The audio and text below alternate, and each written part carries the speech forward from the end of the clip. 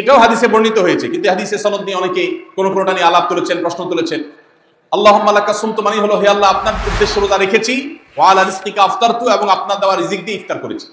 আর ইফতারের আরেকটা দোয়া হলো যাহাবাজ জামা ওয়াবতাল্লাতিল উরুক ওয়া সাবাতাল আজরু ইনশাআল্লাহ। এটা একটা দোয়া।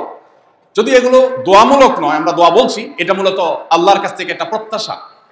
এর অর্থ হলো যাহাবাজ জামা, আমার পিপাসা দূর হয়ে গেছে, ওয়াবতাল্লাতিল উরুক, আমার শিরা উপশিরাগুলো সব সিক্ত হয়ে গেছে, ওয়া সাবাতাল আজরু ইনশাআল্লাহ, এবং আল্লাহ চাহেন তো এই রোজার বিনিময় আমার সাব্যস্ত হয়ে গেছে আল্লাহর কাছে, এটা স্থির হয়ে গেছে। এটা হলো ইফতারের দোয়া।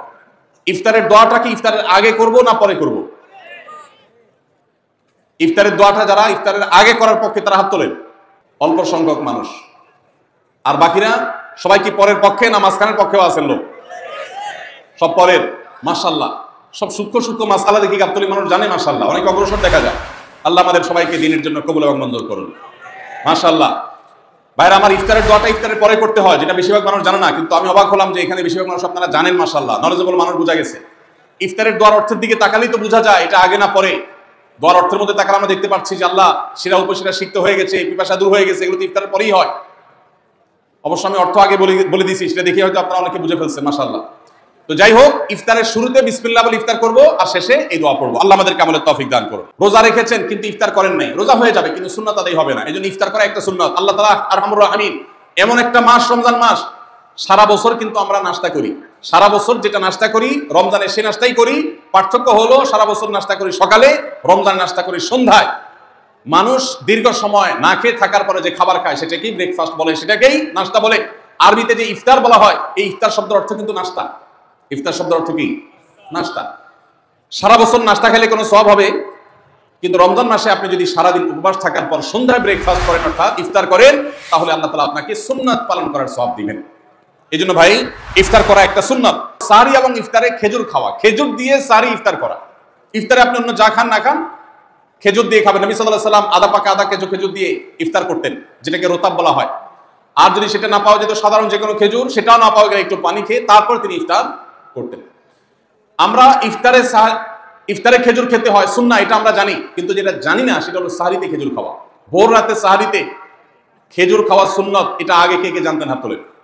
আগে জানতেন, মাশাআল্লাহ, হাত নামান।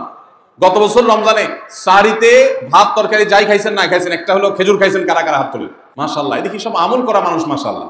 তাহলে তার ওয়াজ টাজের কোনো দরকার নেই। এত নলেজেবল মানুষ, এত আমলদার মানুষ যদি এলাকায় থাকে, তাহলে ওয়াজের দরকারটা কি? আল্লাহ আমাদের সবাইকে আমলের তৌফিক দান করুন। ভাইরা আমার, ইফতারে খেজুর খাওয়া যেমন সুন্নাত, সাহরিতেও খেজুর খাওয়া সুন্নাত, কিন্তু খেজুর খাওয়া কোনো ফরজ ওয়াজিব না। খেজুরের দাম বেশি হয়ে গেছে, আপনি কিন্তু অপারক।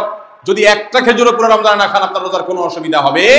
তবে নবী সাল্লাল্লাহু আলাইহি ওয়াসাল্লাম যেহেতু ইফতার এবং সাহরিতে খেজুর খেতেন, আর খেজুরে প্রচুর পরিমাণ সুগার আছে, উপকারী, যেটা মানুষের স্বাস্থ্যের জন্য উপকারী, প্রচুর পরিমাণ এনার্জি আছে, খাদ্য শক্তি আছে, সারাদিন রোজা রেখে আমাদের যে সুগারের ঘাটতি হয় সেটা পূরণ করার জন্য সহায়ক হয়। এই জন্য সাহরি এবং ইফতারে খেজুর খাওয়া এমনিতেও উপকারী। আর নবী সাল্লাল্লাহু আলাইহি ওয়াসাল্লামের সুন্নাহ, তিনি বলেছেন, নি'মা সাহুরুল মুমিনি আত-তামার, ইমানদারের সাহরির আইটেমের মধ্যে সবচেয়ে বেস্ট উত্তম হলো খেজুর। এই জন্য অন্য যাই খান না খান, একটু হলো, এক পিস হলো খেজুর খাবেন। ইনশাআল্লাহ সুন্নাত আদায় করার নিয়তে খেলে এই খেজুর সুন্নাতটা আদায় হয়ে যাবে। আল্লাহ তাআলা চাহেন তো।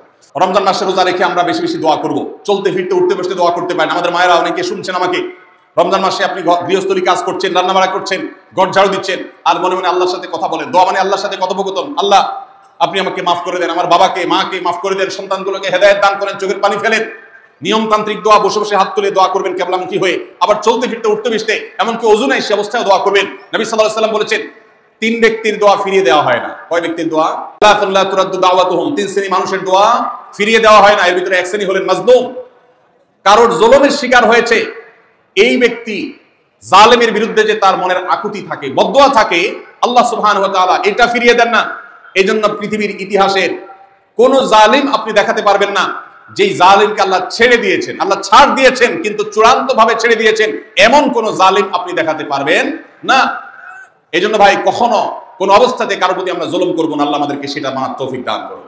তাহলে 3 ব্যক্তির দোয়া কবুল হয়, ফেরত দেওয়া হয় না। তার ভিতরে একজন হলো মাজলুম, যার প্রতি আপনি জুলুম করেছেন, সে আপনার বিরুদ্ধে যে বদদোয়া করে, এটা লাগবেই লাগবে, আজ হোক আর 2 দিন পরে হোক। নাম্বার 2, মুসাফির, যে ব্যক্তি সফরে আছে, সফররত অবস্থায় সে যদি দোয়া করে, সে দোয়া আল্লাহ তাআলা কবুল করেন। 3 নম্বর হলো রোজাদার ব্যক্তি, as-সাইম হাত্তা ইফতির, রোজাদার ব্যক্তি সারাদিন ভর রোজা করলে ইফতার রাগ পর্যন্ত, সারাদিন দোয়া করলে ইফতার রাগ পর্যন্ত তার দোয়া কবুল হয়। এই জন্য রোজা রেখে আমরা বেশি বেশি আল্লাহর কাছে দোয়া করবো ইনশাআল্লাহ। চলতে